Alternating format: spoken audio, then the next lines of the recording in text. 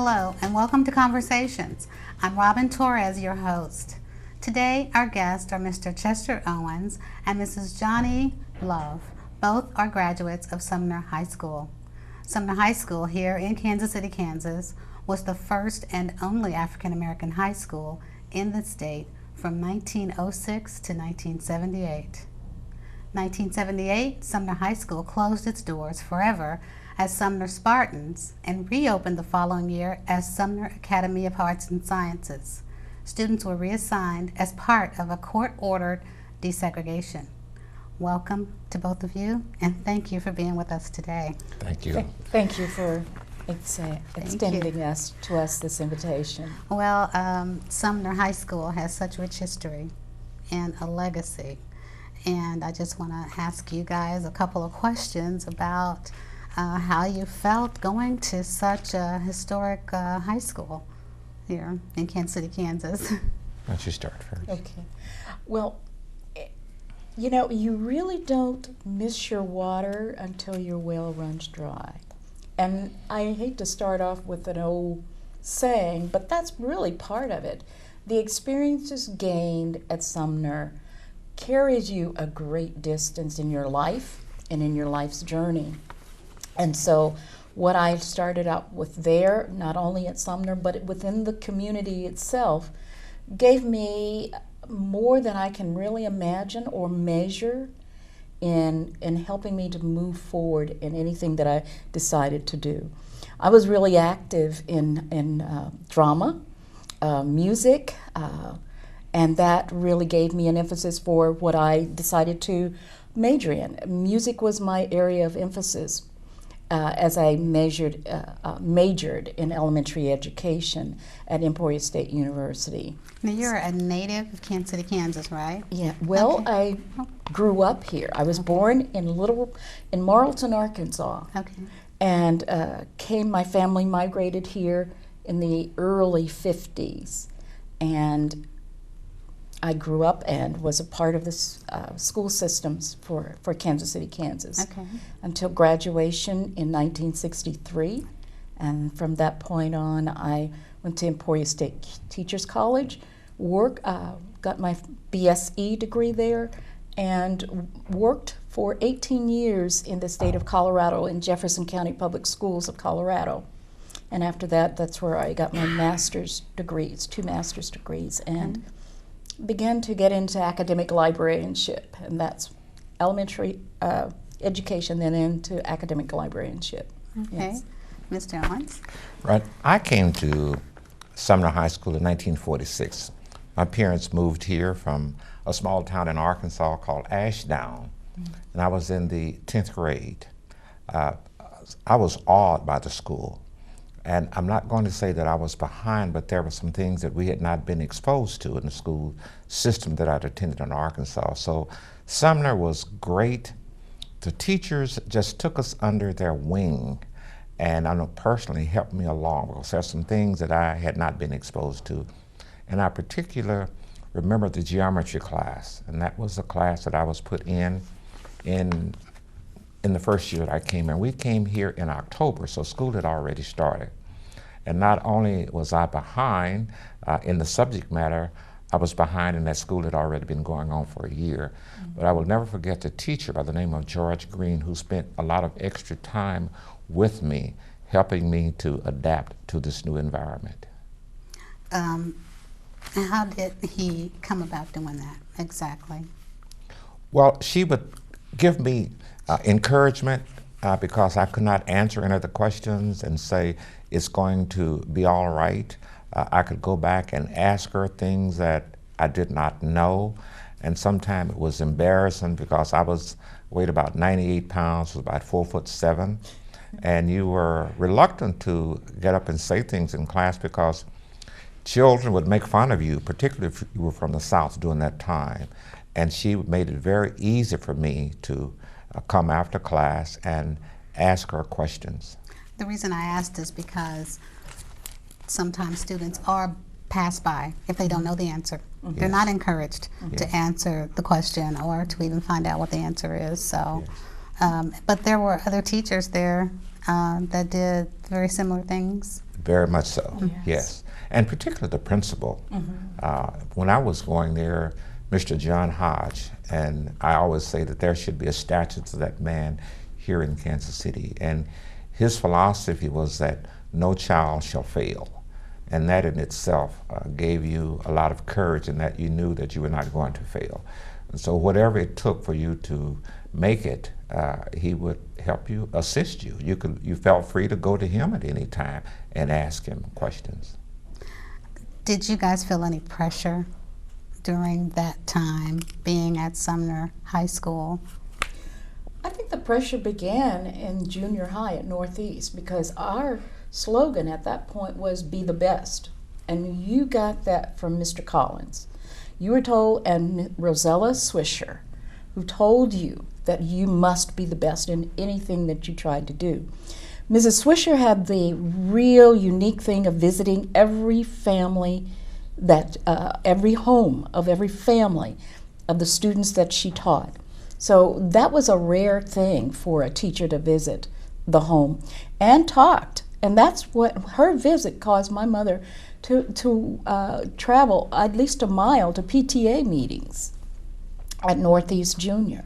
And so that was kind of a good thing, especially because we didn't have a car at that time in those days. So, but she made the effort to go to PTA. So, and my mother was very active in all PTAs that we were while we were in school. So it was very important for us to strive to be the best. And that was anything you tried to do, whether it was in math, whether it was in English, journalism, being a part of the Dragon editorial staff. So those were some of the things that I participated in The junior Dragon high. was the newspaper. The Dragon at the was time? the newspaper for Northeast Junior. Okay. Yes. Well, there were two kinds of pressure for me. First was the social pressure, that you wanted to adapt and adjust. I was 2 years, I had been skipped twice in Arkansas. It had nothing to do with my intelligence. It was a school that we attended. The teachers were progressive there, so if you could do the work, they would move you up. So I'd been skipped twice. I was 13 years old in the 10th grade, coming from a school in Ashdown, Arkansas, coming to Sumner. So that was quite an adjustment socially. And the pressure of achieving, because you were taught not only in the school, but you were taught in your home, from your parents, you had to be better. You were taught at church, you would hear this, you have to be better. And many of the teachers at the church that I attended, which was First African Methodist Episcopal Church, there were several teachers that taught Sunday school. So you would hear it at 3 locations. And that was a lot of pressure, because you did not want to let them down. You did not want to let yourself down first. Right. And then you did not want to let your parents down, and you did not want to let your teachers down. I agree with that, because I grew up going to 8th Street Baptist Church, which is right across from Sumner High School. And so I lived on 8th and Oakland. And so from 8th and Oakland, half of a block, I would walk to school, half a block to church.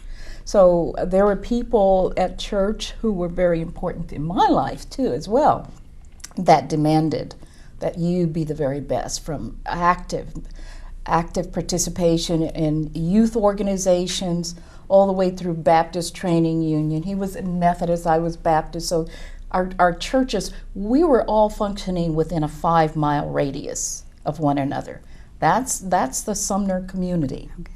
And it was supportive, very supportive, and I just very thankful for that experience. I was going to ask you about the sense of community, the community involvement. Was it stronger? Oh yes, very strong. I'm gonna let Chester go first, because he's the oldest. Thank you, Jenny. I graduated from Sumner High School in 1949. I jokingly tell people I stayed at Sumner 5 years. There was a junior college there. Many people are not aware.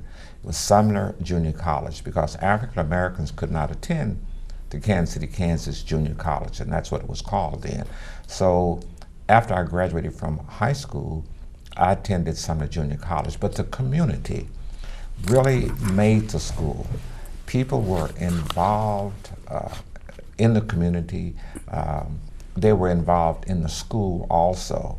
As I stated earlier, they were involved in the church. And everybody, Sumner was the focal point for everything. Exactly. I was fortunate enough to work for a man by H.W. Sawing, and who really worked with young people.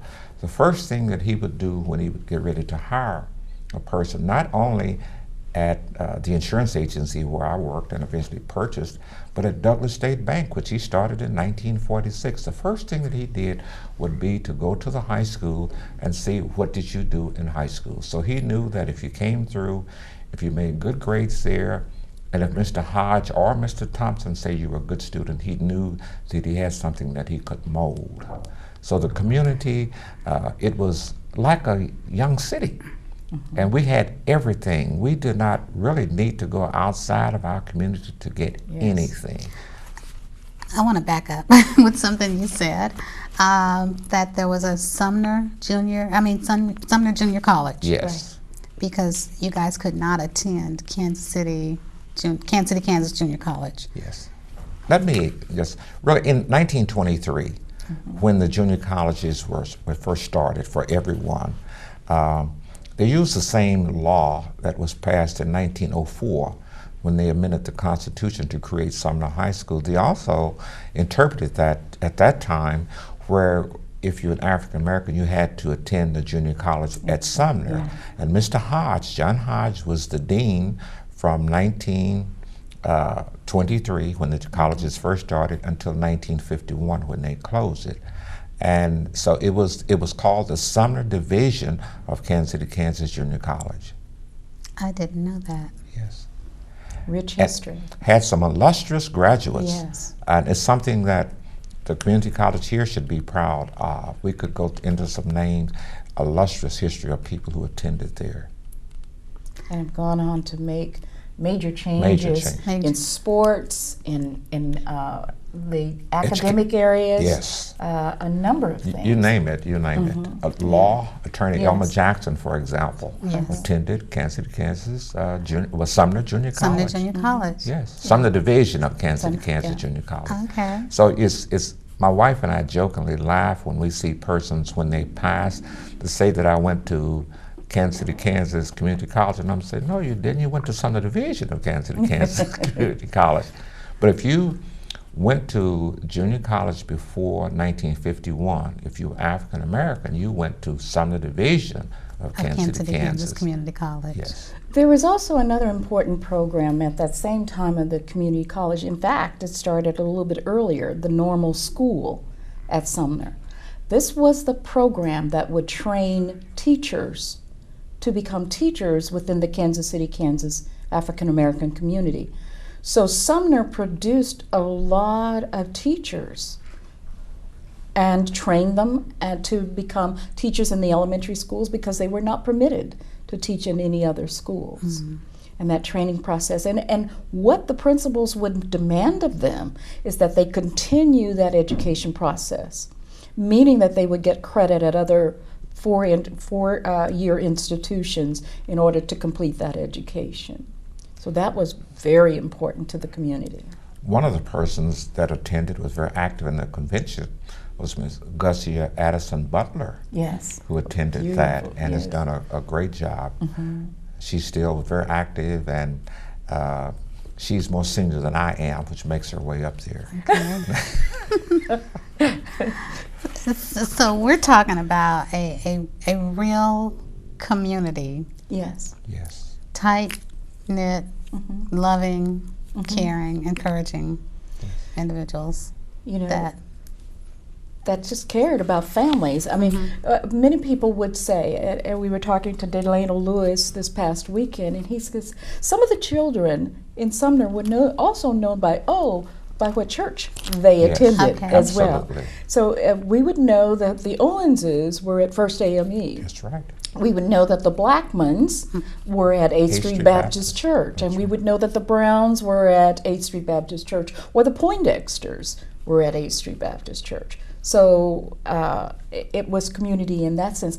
And then we laughed as we were doing the book about if a neighbor knew your family, you could not misbehave on the way to or from school, you had a certain route that you were to travel, walking to Northeast Junior or walking to Sumner. And if you got off that path, your parents knew about it. Wow. We're going to take a break, and we're going to come back, and we're going to talk about the book, which you were The Sumner co-author of, Story. The Yes. Sumner Story. We'll be right back. Our fugitive has been on the run for 90 minutes. Average foot speed over uneven terrain, barring any injuries, is 4 miles per hour. What I need from each and every one of you is a full target search of every gas station, residence, warehouse, farmhouse, hen house, outhouse, and doghouse in that area. Your fugitive has just cashed in his 401k plan, and all he had to do was roll it over. Learn about rollovers and protecting your financial future, and choose to save. You can't mess with a big dog. Hello, thank you for joining us again. We're here with Mr. Chester Owens and Miss Johnny Love, both alumni of Sumner High School, Kansas City, Kansas. We're going to talk about now your book, Okay. The Sumner Story. Yes. And I would like to ask you, what was the impetus for the book, and give us a little background of that story. Thank you for asking. And the impetus really started off with the founding or refinding of the Sumner Alumni Association. Actually, there was a Sumner Alumni Association that started in 1920, but there was also a Sumner Association that was during the 30s. Yes. But that kind of died away, and then in the late 80s, the class of 1930 reestablished the Alumni Association. And that was when my aunt brought me in, and I became involved with the association. And we worked to reestablish the legacy of Sumner. That was it. And that group, that class of 1930, which I will always be grateful to them. And at this point, they're all deceased. They established the Alumni Association, and we worked to try to bring a sense of community back to the Kansas City, Kansas area.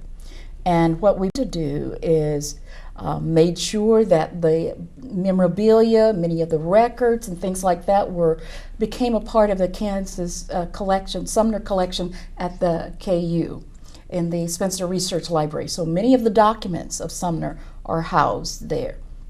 In addition to that, we work to build class unity. And in addition to building class unity, we thought a best way, so they started a very strong scholarship fund. And that scholarship has given out close to 50 scholarships at that time, by this time. Would you At say, least, Chester? at least. At least 50 scholarships down through the years from the 80s up until this point. And in addition to that, I was really excited about bringing to the Alumni Association 2 ideas, and that is to have the national convention for all alumni to come back together again. And the second idea was to write the Sumner story. And in doing that, we were not able to do it in the 80s. We were not able to do it in the early 2000 years or the first 10 years, but we decided after the work that Chester had been doing all along of collecting all of this information on the individuals that graduated, the alumni activities, and all of those individuals of Sumner alumni who had accomplished so much. And I told Chester at that time in 2005, I said, Chester, it is time for this story to be written. And so from that point on, we worked. I got a team of people that live in the Washington, D.C. area, a really exciting group. Dr. Wilma Bonner, Dwight Henderson, who is an attorney at Yorktown, Virginia, Eugene Williams, who is a career specialist for the federal government, and Sandra Freeland, who is retired. So there were 5 of us, and we began working on the book and sent out a survey to a number of the alumni, asking them to give us feedback on their feeling about the book. So we used that framework from the data collected from that survey and developed the book. Okay? Tell us a little bit about the book. The book, from that data we collected, we said we wanted to make sure that people had a good understanding. We didn't write about a specific class. We wanted the story to be about the institution itself, and that the story was bigger than any one of us, but all of us together make up that story. So it is about what happened on the national level, international level, that Sumner was in existed, and how those things impacted the students from 1905 up until 1978. We talk about, in the chapters that I have written, the history and the evolution of Sumner, and also we did a comparison, and that's in chapter 7 of, well, I skipped a couple of chapters, but in chapter 7, we not only tell about the Sumner story, but we compared 9 other schools across the nation that were in the similar situation as Sumner. And through that, we said we really validated what our story was about, because out of each of those communities or those schools, the very same thing happened. We had high expectations of teachers because they were well trained. Many of them in each of these institutions had master's degrees, doctorate degrees, but they could not get positions in institutions of higher learning in the white community. Mm-hmm. And so we were gifted with all of these qualified teachers in these black schools, producing phenomenal alumni in each of those schools. And in the book, you'll find out some of those alumni. In Dunbar High School of DC, which is the oldest high school in the country, African-American high school in the country, until we talk about Sumner in St. Louis, which is the oldest African-American high school west of the Mississippi. And then there are others that we talk about. But the stories are so similar in the people that came out of the schools and produced and became well-known builders of communities themselves. Their names now are on institutions within various communities. Have I talked too long? Or? No, you have not. I would just like to add, I guess, some additional things to that. To me, it was very important that the story be written because Sumner was beginning to be discovered by writers, particularly when the science fair came out. And so articles were beginning to appear where the information was not accurate. And the story of Sumner, in my opinion, could only be written by Sumner graduates because you would really have to live this to really understand what happened. And I was going around giving lectures wherever I could, wherever people would allow me to talk about Sumner. And there were scholars who would say, that's not correct, and I would have the original document. And the publication, once the publication came out, then that would really be accurate. But now that the book is out, it becomes the authority. So anything anybody says now, we can say, no, that's not correct, because 5 Sumner graduates have written the book. But it's a fabulous book, and the writing team has just been excellent, and I'm glad that it's written. I'm glad that they did it in DC because they would not be interrupted by us who live here who would be trying to give our input. My hat's off to them. But it was really fun to come back because we did our research out of those materials that were at the Spencer Research Library, as well as our other living archive right here, Chester Owens. And by pulling those resources together and then using models of some of the other stories, there are only 5 high school stories that are recorded as history. And that's what we want to do, is encourage those other high schools in the other states and cities to tell their story, because that is an important part of our country's history that's not known. And so I just think it's important that we are able to do this. For 5 years, we worked on this, actually 4 years of actual activity. I want to ask you about the story, and I believe it's in the book, of the 2 kids involved in the incident that was, I guess, the evolution of why Sumner High School, but it wasn't Sumner High School from the beginning. So tell us about that. Okay. Actually, before that happened, all students were, the high school was integrated. It was Kansas City, Kansas High School. And the racial tension was just a very thick undercurrent within the community. And when that happened, that incident happened in the park, it just exploded. As I mentioned, the baseball team for the Kansas City, Kansas High School was practicing in the park, Kerr Park, not far from the high school. And a young man by the name of Louis Gregory was frog hunting, right? That's correct. And he had a rifle, a .22 rifle. But evidently there must have been some kind of argument that took place. And before it was over, the 19-year-old boy who was not in school was in self-defense, from what I believe, they had killed the young white boy who was a baseball player. From that incident, he was taken to jail, and that night, the community came together to support this young man. And gentlemen who had been Spanish-American veterans, outstanding soldiers who were part of the 1st Kansas Colored. No, 23rd Kansas 23rd, okay. Colored Volunteer Infantry.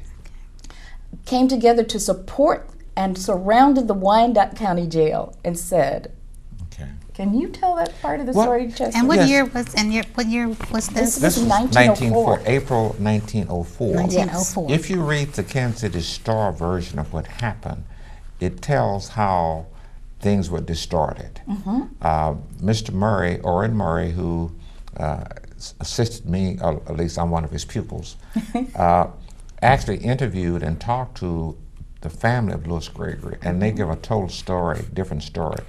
The Kansas City Star version was that there were people running around town wild and threatening people. That was not the case.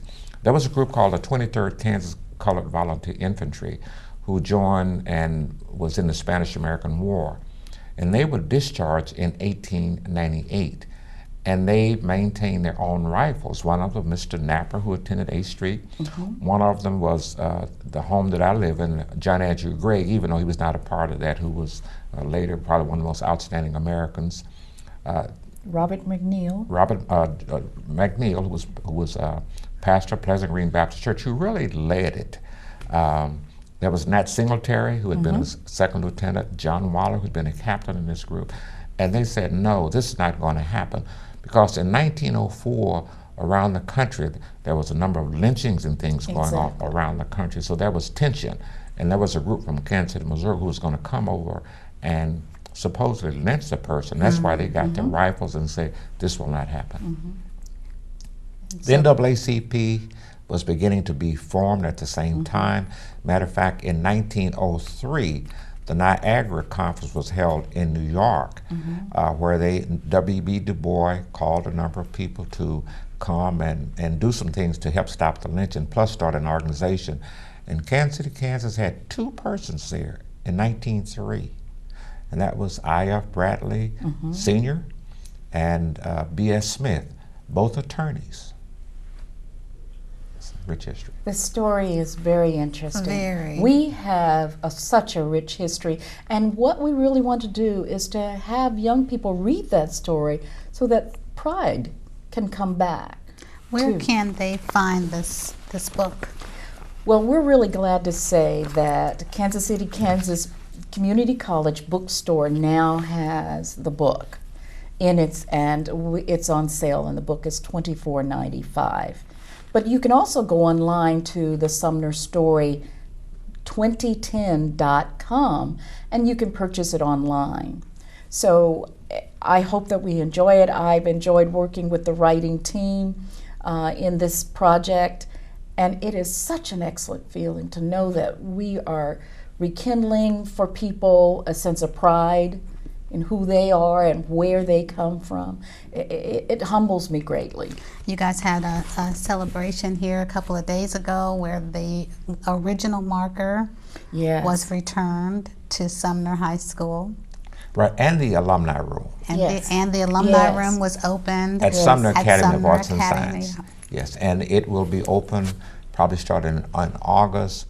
We haven't worked out all the details where you could schedule a group to come and visit. And it's a pictorial history of this. I would just like to make one comment about the book. It has cleared up a number of things, even from some of the Sumner graduates. For example, the first class was 1905 and 1906. And so we always like to say that because there are even some Sumner graduates say 1906, but it was 1905, and they graduated in 1906. But the beginning, as Love said, in 1904, when it was called Manual School. Okay. Yeah. Thank you guys for being with us today. Thank you very much, Thank Mr. you. Owens and Mrs. Love. And You're so I welcome. look forward to reading the Sumner story. I'm glad. Thank you for being with us. And if you would like to know more about the book and where to purchase it, it's right here at Kansas City, Kansas Community College's bookstore. And the price is $24.95. Thank you for being with us today, and I'll see you next time on Conversations.